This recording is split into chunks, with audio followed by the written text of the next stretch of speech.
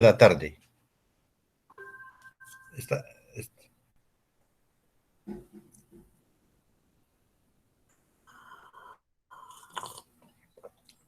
¿Estamos de acuerdo? ¿Me escucha, por favor? Listo, ingeniero, sí, ya lo anoté.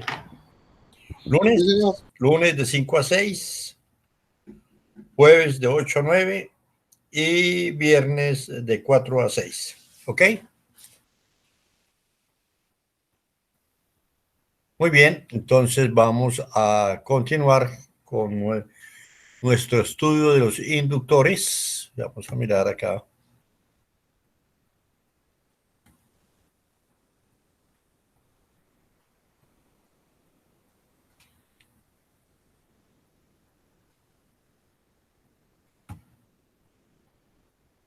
¿Ven? ¿Aparece en la pantalla las diapositivas? Sí, señor. Señor. Sí, señor, sí aparece. Muy bien. Entonces, continuamos. Hayamos visto el efecto del entrehierro en los circuitos magnéticos. Creo que esta diapositiva no la habíamos leído, ¿cierto? Señor. ¿La habíamos leído o no? No. No, esa no. Muy bien. No. Entonces vamos a traducirla y cualquier pregunta que surja, pues me la plantea. Dice el efecto del entrehierro en el circuito magnético. Dice el entrehierro incrementa la reluctancia total del circuito magnético y decrece la inductancia. Recordemos, la reluctancia es equivalente a la resistencia en un circuito y entonces si hay un entrehierro va a estar en serie la reluctancia del circuito magnético con la reluctancia del aire. El aire es mucho mayor que la reluctancia del circuito magnético. ¿Qué significa entonces? Que la reluctancia equivalente del circuito va a aumentar. Si aumenta la reluctancia equivalente del circuito, disminuye el flujo. Y si disminuye el flujo, disminuye la inductancia. O sea, el primer efecto de la del incremento de poner una entrehierro es que se reduce la inductancia. Dice, los entrehierros que se emplean en inductores prácticos por dos razones. Cuando no hay entrehierro, la reluctancia del gap es cero y la inductancia es directamente proporcional a la permeabilidad del núcleo. Esta cantidad depende de la temperatura y del punto de operación y es difícil de controlar. O sea, es muy difícil conocer el valor de la inductancia de un elemento en un circuito, porque esa inductancia va a depender de con qué corriente trabaja. Y sabemos que en un circuito puede ser, hay corrientes variables. Entonces, al variar la corriente, varía la inductancia porque varía la permeabilidad. Por lo tanto,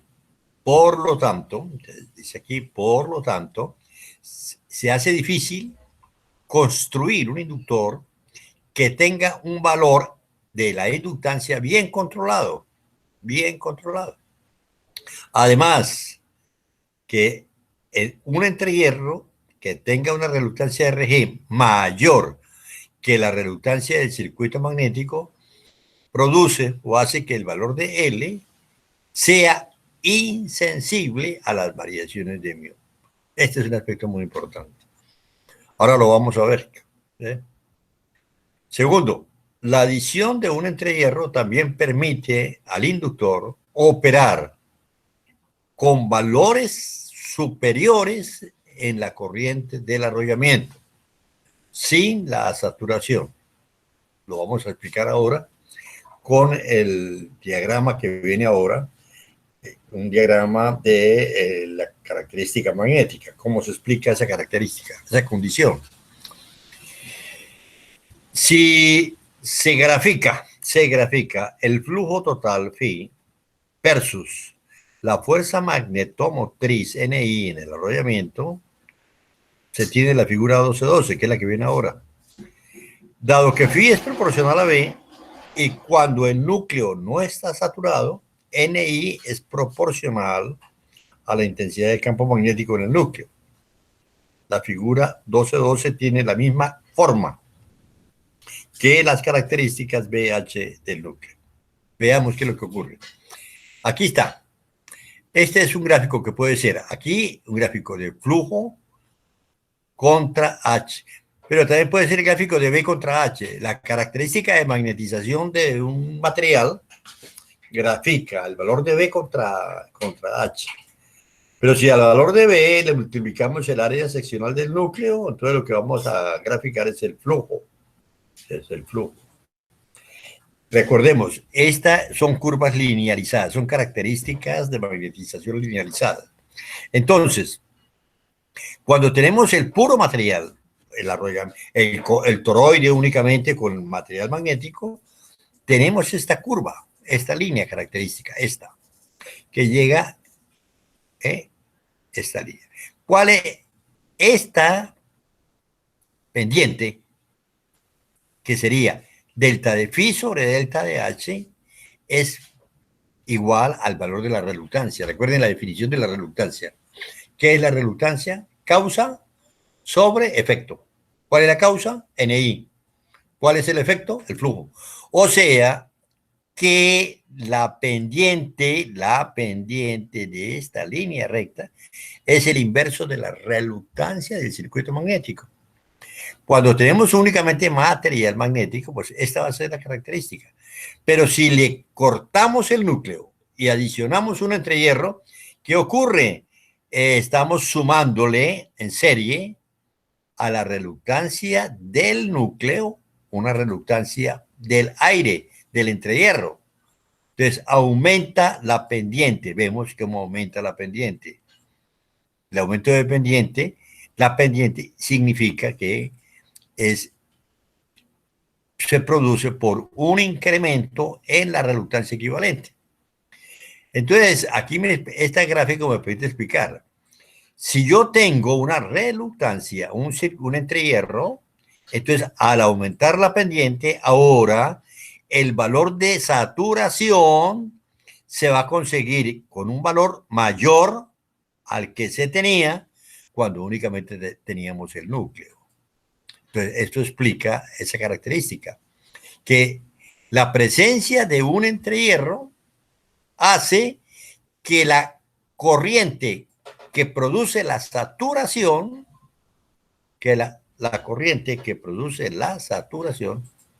este valor de corriente que tenemos acá, este sería el valor de la corriente NI que produce la saturación del núcleo puro, aumenta cuando tenemos un entrehierro. Entonces, esta es la explicación para esa propiedad.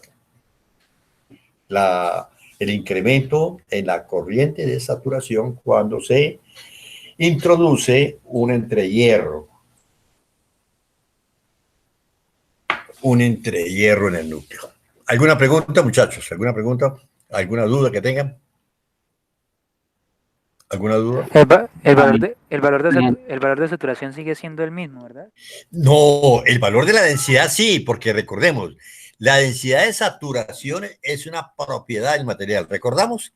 1.4 teslas para acero al silicio. 1.0 teslas para núcleo de hierro pulverizado. 0.4 teslas para ferritas. Ese valor depende de la naturaleza del material magnético. Lo que está variando es la corriente que hace que el sistema se sature. ¿Está claro? Sí. ¿Ok? ¿Alguna otra pregunta? Es como decir que se satura más tardecito, o sea, que se demora un poco más. Que hay necesidad de generarle más corriente. ¿Por qué? Porque como se está aumentando la oposición, que es la reluctancia, Entonces, para llegar al flujo, necesitamos aumentar la causa, que es los amperes vuelta. Ok. Bueno, para los que llegaron un poquito tarde, por favor, me permito recordarles el horario de asesorías que vamos a darles, fuera del horario de clases. Por favor, para que anoten. Los lunes nos vamos a encontrar de 5 a 6 p.m., los jueves de 8 a 9 a.m., los viernes de 4 a 6 p.m. Veremos en el transcurso del semestre si de pronto necesitan alguna hora adicional. Bueno, ahí la consultaremos con el horario y tomaremos una decisión. Muy bien. ¿Alguna otra pregunta, por favor? ¿Alguna otra pregunta? No, bien. Bueno, entonces ahora sí continuamos con la... Aquí vemos los tipos de entrehierros. Fíjense que los núcleos son núcleos EE. Fíjense que esta es una E, mire, esta es una forma de una E. Son núcleos, una E por aquí, otra E por arriba. Entonces, aquí tenemos el entrehierro en la columna central. Esa es una posibilidad. Lo podemos tener como una variante, los entrehierros en las columnas laterales. Y no en la central, sino entrehierros en la columna lateral. O un entrehierro a lo largo de todo, de las columnas laterales, la columna central. Aquí tenemos una característica poco frecuente, que es la de colocar el entrehierro en paralelo. O sea, esta pieza es magnética y en paralelo con esta tenemos aquí el entrehierro. O sea que el entrehierro se coloca en paralelo con el núcleo. Y listo, tenemos, esas son las opciones que se examinan. Muy bien. Hablamos del modelamiento. Un inductor lo podemos excitar con 3 tipos de fuentes. Una fuente constante, o una fuente alterna senoidal, o una fuente alterna rectangular. Entonces, vamos a analizar esa situación para poder determinar cómo modelar el inductor bajo esas condiciones de excitaciones diferentes. Entonces, seguimos con nuestro núcleo elemental preferente por su gran simetría, que es el núcleo toroidal, o sea, una bobina arrollada alrededor de un núcleo toroidal, una bobina con N espiras. ¿Qué significa? Que ahora la excitación, la fuente que estamos aplicando, es una fuente de voltaje constante, lo vemos aquí. Le aplicamos una fuente de voltaje constante y de acuerdo a la ley de Kirchhoff, entonces el sistema debe responder creando una caída de voltaje igual al voltaje de la fuente. Eso significa esta igualdad. Y esa caída de voltaje, ¿dónde se produce? Se produce el paso de la corriente por la resistencia más una caída de voltaje en el inductor. Pero si tenemos corriente con voltaje constante, la corriente aquí debe ser constante. Y si hay corriente constante, el campo es constante, el flujo es constante, el flujo encadenado es constante. Y entonces la ley de Faraday me dice que la variación temporal del flujo encadenado es 0. ¿Por qué? Porque el flujo lo produce una corriente que es constante y entonces no hay variación en el flujo. Entonces, no ocurre ninguna caída de voltaje, de acuerdo a la ley de Faraday, cuando el circuito se alimenta con una fuente constante. Entonces, la única corriente que se genera es la que presenta la oposición de la resistencia del cobre. Entonces, la corriente va a ser la fuente aplicada, una fuente constante, sobre el valor de la resistencia de la bobina. Esta corriente esto me va a generar aquí, nuevamente recordemos, las dos leyes que me permiten analizar los componentes magnéticos. La ley de Ampère. Cuando yo hago el recorrido, la circulación del vector h de L por la trayectoria media, cuando hago este recorrido y calculo la circulación del vector, la considero como valor aproximado como HM-LM. LM, la longitud media de la trayectoria, y HM sería el valor de la intensidad de campo magnético de la trayectoria media. Y esto es igual, según la ley de Ampère, a la integral de superficie, que está delimitada por la trayectoria media, L, por L, la integral de J de S. Integral de J de S, que resulta ser, ya hemos calculado, al valor de NI, al número de espiras por la corriente. Entonces, de aquí calculamos el valor de BM. Igualamos HMLM con NI. Pero tenemos que la relación entre HM y BM es BM igual a mu por H. Entonces, y aquí obtenemos el valor de la densidad de campo, ¿ven? N por I por mu sobre IM. Y entonces obtenemos el valor de la densidad de campo magnético. Este sería el campo que se genera en un electroimán, por ejemplo, que es excitado por corriente constante. Electroimanes que se utilizan para transporte de carga de material ferromagnético. Entonces, resumiendo, cuando la excitación es constante, no hay caída de voltaje, la única oposición es la resistencia del cobre, y se produce al interior del núcleo una densidad de campo proporcional a la corriente, al número de espiras y a la permeabilidad, e inversamente proporcional a la longitud media del circuito magnético. ¿Alguna pregunta? ¿Alguna duda que tengan en esta deducción? ¿Alguna duda que tengan, por favor? No, ingeniero. Bueno, continuamos. Ahora sí, vamos a cambiar entonces, y entonces tenemos ahora que vamos a excitar. Aquí le vamos a poner una fuente, aquí le aplicamos una fuente. Una fuente, esa fuente es una fuente alterna, EDT. ¿El sistema cómo responde? Generando una caída de voltaje. ¿Ves? Una caída de voltaje para equilibrar al voltaje de la fuente. Hacemos la siguiente suposición, que este es un sistema senoidal y que entonces por aquí la corriente que va a circular, esa corriente que va a circular es una corriente senoidal. Corriente senoidal, la tenemos acá. Corriente senoidal.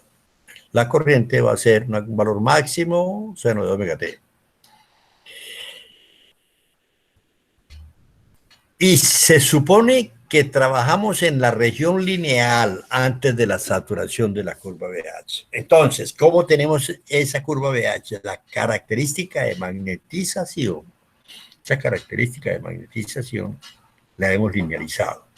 Y decimos, bueno, miren, esto tiene una característica lineal hasta que se consigue el valor de casi saturación, y aquí aumenta.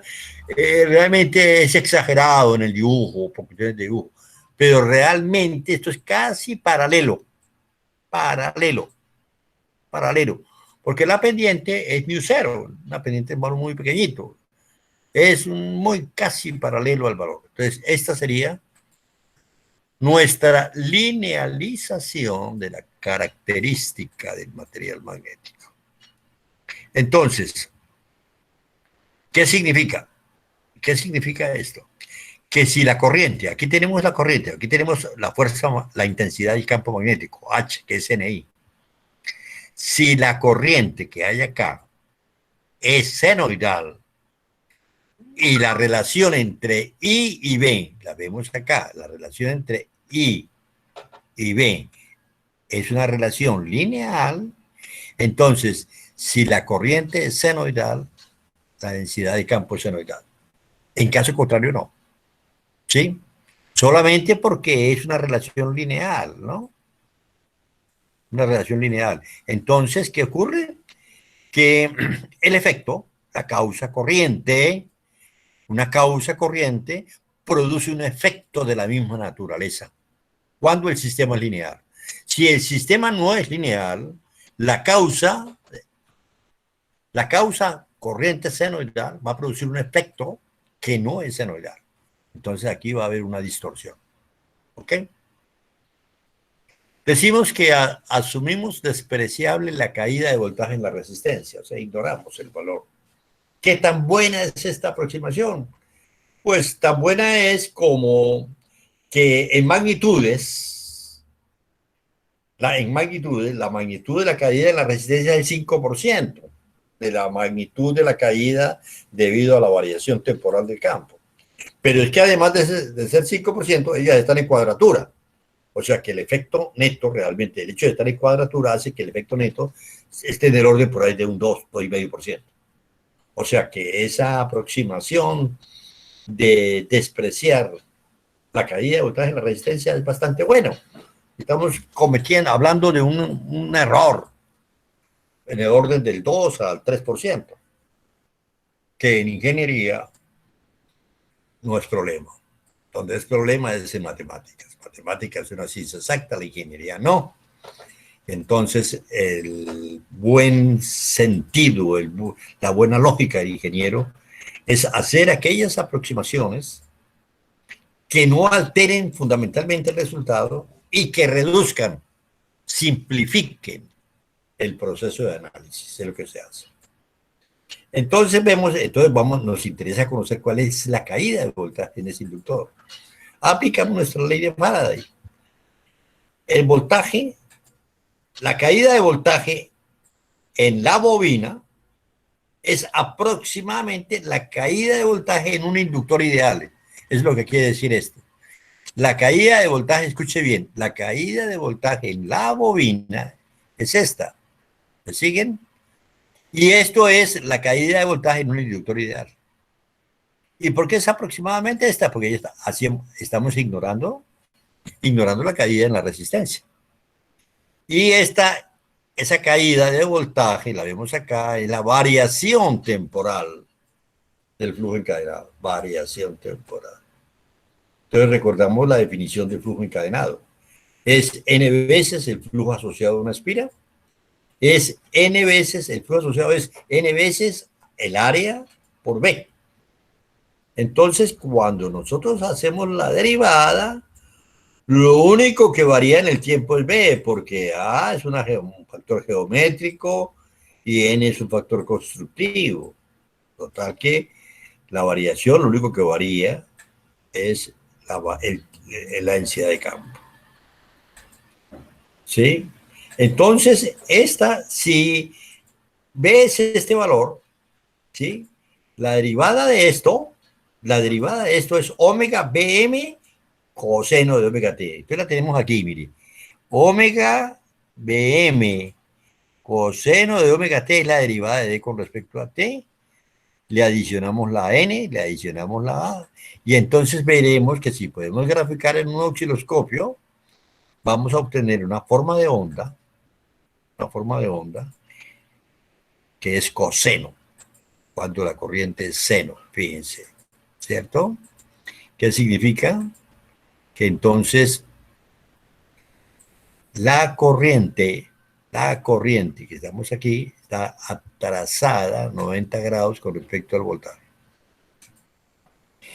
Este es el valor máximo, pero recordemos que el valor característico de una magnitud en corriente alterna es el valor eficaz. Y el valor eficaz es el valor, a ver qué pasó aquí. El valor eficaz sería el valor máximo que tenemos acá, dividido entre raíz de 2. Entonces, aquí omega es 2πf. 2 por 3, 14, 16.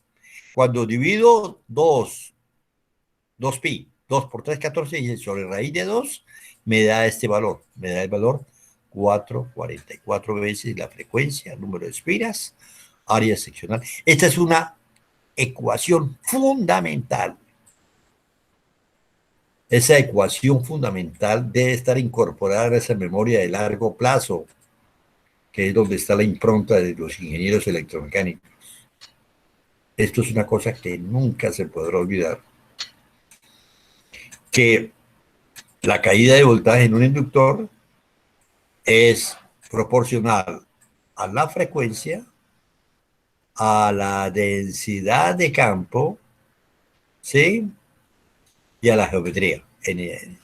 Pero recordemos cuáles fueron los presupuestos. Siempre es importantísimo recordar las condiciones, los presupuestos, lo que nosotros establecimos como condición. ¿Qué establecimos como condición para llegar a esto? Esto, ¿cierto? Lo que está en rojo. ¿Sí o no? ¿Estamos de acuerdo? Entonces, esa ecuación, la 734, supone que estamos antes de la saturación y que estamos trabajando en la región lineal. Entonces, esta ecuación es válida únicamente cuando Bm es menor que Bs.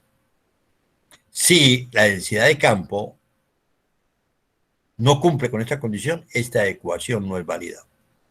Esto es lo que es importante. Entonces, que se dice aquí en rojo, para impedir la saturación, o sea, este valor B, aquí en esta ecuación, tiene un límite. Hay un valor prohibido, hay una manzana prohibida, una manzana prohibida.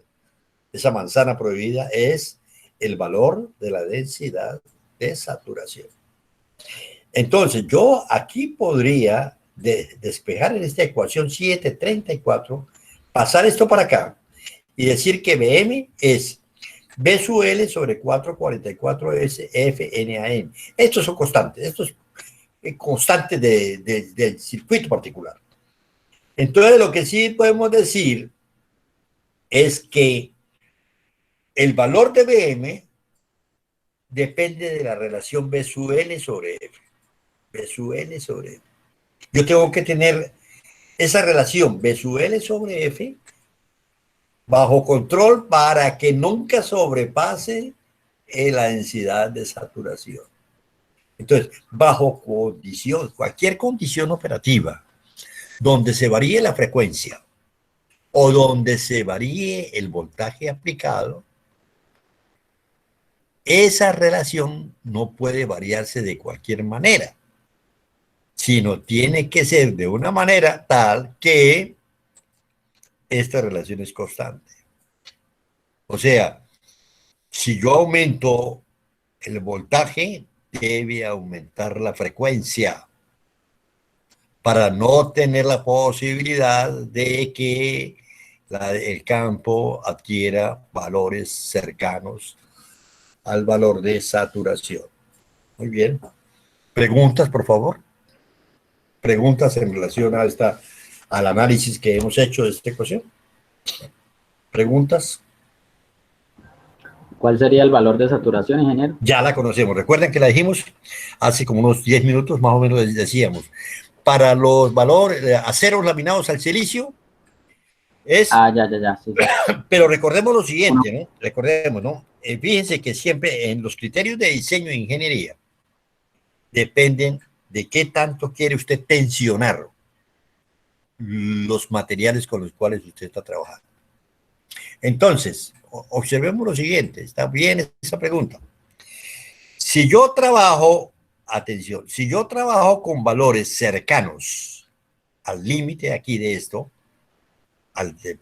si yo trabajo con valores 98%, por ejemplo, decir, del valor de saturación, ¿qué significa? A ver, se pierde.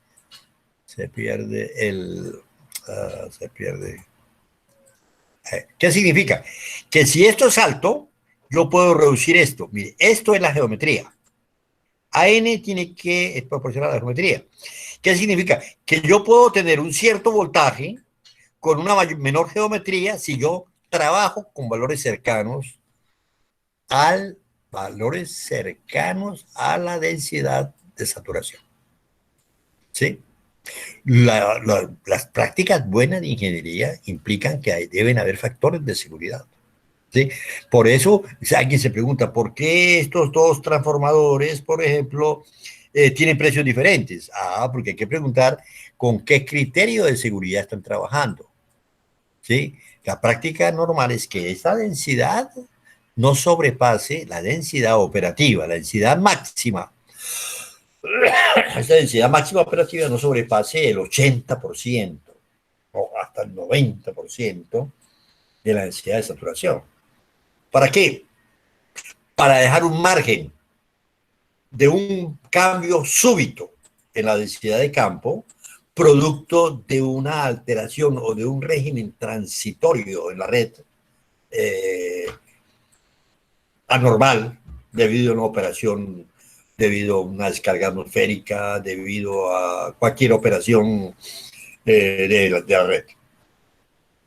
Entonces, esos valores, hemos dicho en la ferrita 0,4, en los núcleos de hierro laminado, de acero, núcleos de pulverizados, 1, y 1,4 en la lámina de acero del silicio. ¿Alguna otra pregunta, por favor? ¿Alguna otra pregunta? No, ingeniero. Bueno, muy bien. Ahora vamos a ver un aspecto muy interesante, muy interesante, que explica muchas cosas. Fíjense, realmente lo que ocurre es que dentro del material ocurre es el lazo de histeresis. ¿Qué significa? Esto es muy bonito porque significa lo siguiente, ¿no? Reconoce primero lo siguiente, ¿no? De que la memoria es la memoria es propia de la naturaleza. Toda la naturaleza tiene memoria. Que eso es lo que hemos ignorado por mucho tiempo, ¿sí? Y por eso le hemos hecho daño a la naturaleza pensando que ella no tiene memoria. Ella tiene memoria. Todo tiene una memoria. Entonces ella me dice, mire, cuando, a ver qué pasó, se perdió. Cuando la causa, ¿qué es la causa? La causa es la corriente, recordemos.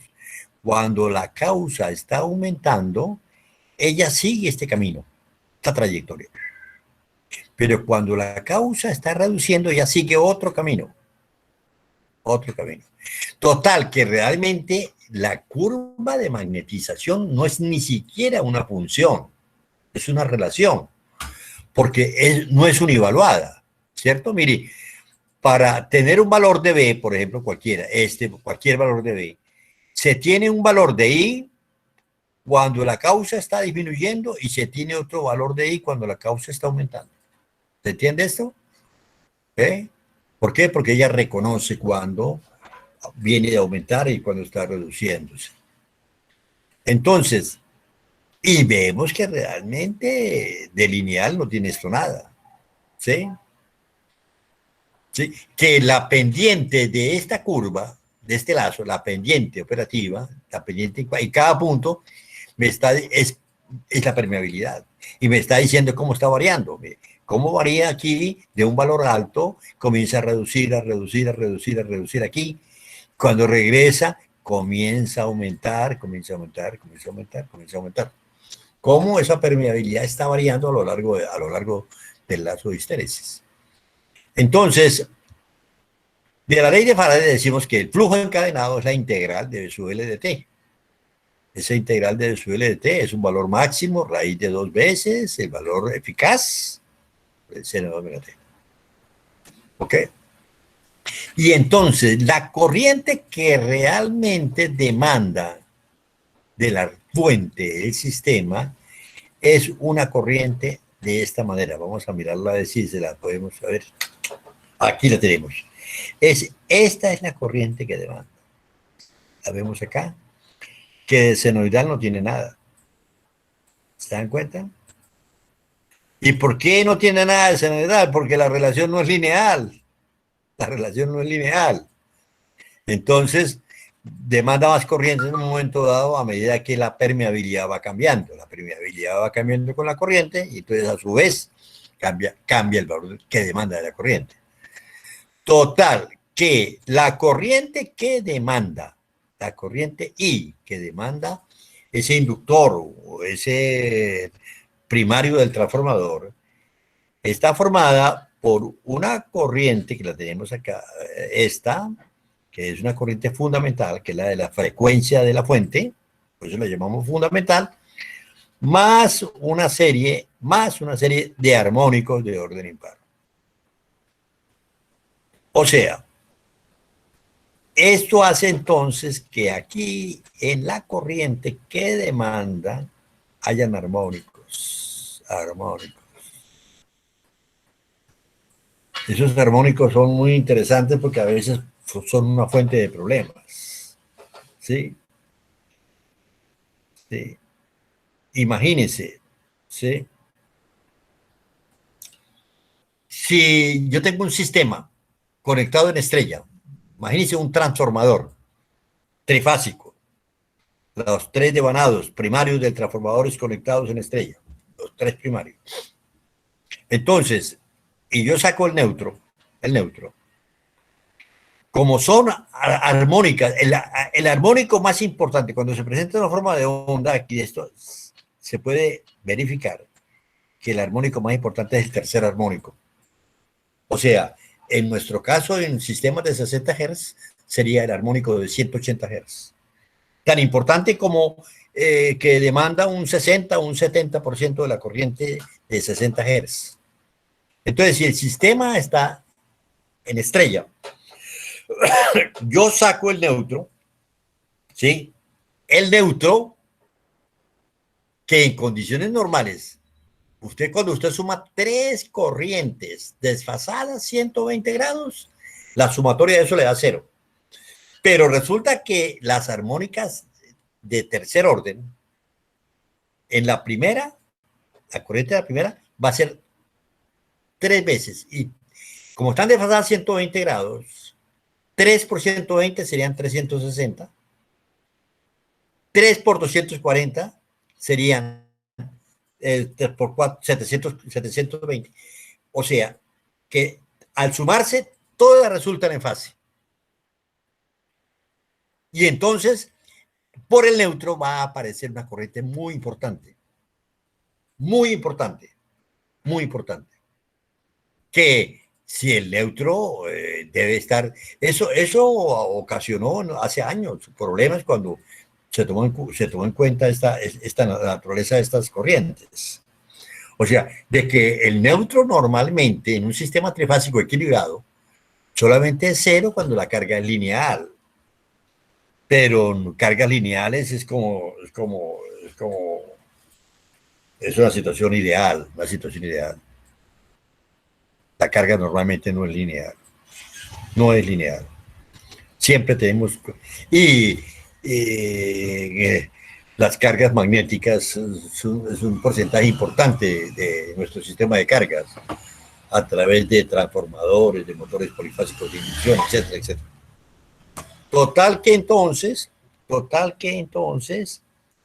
hay que tener en cuenta que la corriente que demanda tiene un componente alto de tercer armónico, que hay que tener previsiones al saber que esos armónicos de tercer orden no se cancelan cuando se suman todos.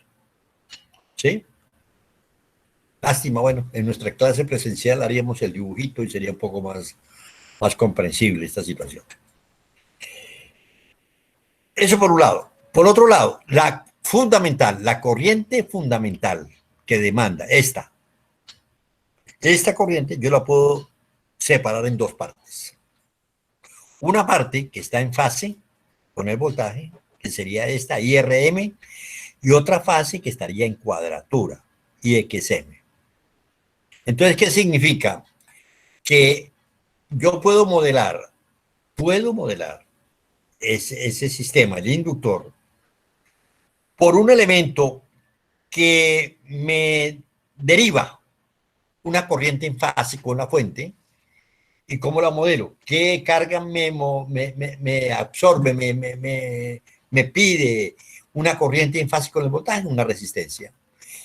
Mientras hay otra componente que es IXM, que está en cuadratura, IXM. Entonces, de esta expresión, aquí en esta expresión me da la clave para modelar al inductor.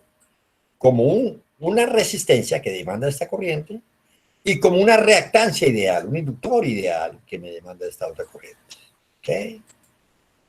Entonces, eso es lo que nos queda de esta parte. Por favor, que alguien lea, alguien me colabore y lea esta diapositiva y miramos con calma a ver qué pregunta surge de lo que yo no les he dicho, que de pronto se me ha pasado por encima, o sea, no lo tengo en cuenta, para que dialoguemos en relación a esta diapositiva. ¿Alguien, por favor, que me colabore, me ayude ahí? Yo, ingeniero. Bueno, ¿con quién hablo? Camilo Ibarra. ¿Quién? Camilo Ibarra. Camilo, muy bien, Camilo, muchas gracias. Siga, Camilo, a ver. Se considera un inductor real cuyo núcleo tiene un lazo de histéresis que se muestra en la figura 7.17a. Ajá, aquí la tenemos, el lazo de histéresis, perfecto. De la ley de Faraday se obtiene lambda igual la integral del voltaje de inductor dt igual a la raíz de 2 por el voltaje del inductor seno de Wt. Fíjense, recordemos, este sería el voltaje de un inductor ideal, L, un inductor ideal, ¿ok? Ideal, aquí era L. Porque la ley de Faraday se aplica al inductor ideal. Muy bien, sigamos. Sigamos. La corriente en la bobina es periódica, pero no senoidal, debido a que la relación P por H, además de no ser univaluada, es no lineal. ¿Qué significa univaluada? Significa que para un valor de B, aquí, por ejemplo, para este valor de B, no tenemos un solo valor de H o de I, sino que tenemos dos valores, por eso no es univaluada. Para el valor este valor de B, tenemos un valor aquí de H y otro valor aquí de H. Y no es lineal, ¿por qué? No es lineal, porque su pendiente va cambiando a lo largo del lazo de histéresis. ¿Sí? Ok, sigamos. La corriente se expresa por una serie de Fourier. Corriente igual a IM coseno de WT menos el ángulo, más armónicos impar, Sí. que representa en la figura 7.35. Ok, fíjense lo siguiente, ¿no? Este ángulo es... ¿Cómo lo interpreto este ángulo? Este ángulo es el desfasamiento que hay entre un voltaje que es cosenoidal, y una corriente, fíjense, atención, esta corriente está atrasada, teta. Esta es la definición del factor de potencia, ¿recuerdan? O sea, que este teta es el factor de potencia de esa bobina, ¿sí? En este caso ya no estamos trabajando con una bobina real, porque es la que se refiere a la que tiene el lazo de histéresis. Entonces, este teta sería ese desfasamiento. ¿Ok?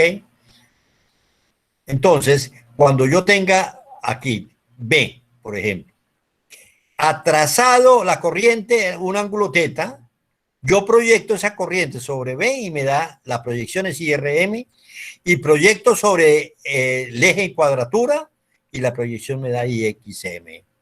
Ok, gracias, Camilo. Sí, por favor. Sigue. En la figura 7.17b se muestra la forma de onda de la corriente. En muchos análisis se puede ignorar la armónica de orden 3, ya que no participa en la transferencia de energía si el voltaje es senoidal, pero en otros es importante, como por ejemplo en el análisis de la corriente que transporta el neutro en un sistema trifásico. Perfecto. Bajo el punto de vista del consumo de energía, la corriente de tercer armónico no es significativa. ¿Por qué? Porque ella no interactúa. Esa corriente de tercer armónico no interactúa con el voltaje para transferir energía. Recordemos eso, ese análisis se hace al inicio del curso de potencia 1, ¿no? Que la transferencia de energía solamente la hacen la interacción de voltajes y corrientes de la misma frecuencia. Entonces, el voltaje que se aplica después es fundamental, y la corriente es una corriente de 3 veces la frecuencia. Entonces, al tener diferentes frecuencias, ellas no interactúan desde el punto de vista de la energía. Muy bien. Con esta, vamos a terminar con esto porque vamos a cuadrar el tiempo. Tengo clase ahora con los estudiantes del primer semestre. Entonces vemos el circuito equivalente. O sea, que entonces podemos representar al inductor por 2 elementos. Un elemento que absorbe una corriente que está en fase con el voltaje, que es IRM, aquí. Entonces habrá una resistencia que la vamos a llamar RH. Y ahora ese H viene de histéresis, porque es el lazo de histéresis el responsable de esa no linealidad. Y una corriente que está en cuadratura, esta corriente está en cuadratura con este voltaje, le llamamos IX0. Importantísimo, esto tiene que quedar muy claro en su memoria de largo plazo. Mire, estos parámetros son parámetros que varían con el voltaje. Mire, cómo varía R0 y cómo varía X ahora con el voltaje. Mire, el problema de R0 no es problema, porque es RH, perdón, porque él va aumentando cuando aumentan las pérdidas. Esto me está modelando, esto me modela las pérdidas. Y me modela la corriente en un inductor ideal. Pero el problema fundamental de esto es que fíjense que hay un valor para el voltaje, hay un valor para el voltaje en el cual se satura. Y a la saturación hay un corto, o sea, significa que la reactancia desaparece. La reactancia X0. Entonces, al colapsar, aquí viene una corriente altísima, que es la corriente de cortocircuito. Una corriente de cortocircuito, porque ese parámetro X0 varía con el voltaje. En muy pocas cargas podemos decir que los parámetros son funciones del voltaje. Y ese es el problema que surge en los circuitos magnéticos. Esto debe quedar muy claro. Hay un valor límite para el voltaje en el cual colapsa X0 y entonces viene una demanda muy alta de corriente. Ok. Y aquí tenemos el circuito equivalente para la tercera armónica. Hay un voltaje, o sea, yo puedo visualizar el inductor con su material, con su núcleo real, como un generador. Mire, hay un generador de terceros armónicos. Él en realidad, ¿qué es lo que genera? Él genera terceros armónicos de corriente. Óigase bien. Pero estos terceros armónicos de corriente se reflejan como una fuente de voltaje de armónicos de orden 3. ¿Sí? Que tienen que entonces intercambiar a través de una reactancia que es la que limita, él se relaciona con el voltaje externo que se le aplica al sistema. O sea, tenemos que visualizar que nuestro inductor o nuestro primario del transformador es un generador de armónicas de corriente. Muy bien. ¿Qué horas tenemos? Vamos a mirar rápidamente. Son 12:50. Dejamos por hoy aquí, por esta tarde. Continuaremos mañana. Y estamos pendientes entonces. Muy bien. ¿Alguna pregunta? ¿Alguna pregunta? ¿Alguna pregunta? ¿Preguntas, por favor? No, señor. Bueno, mañana nos veremos. Que tengan una feliz tarde.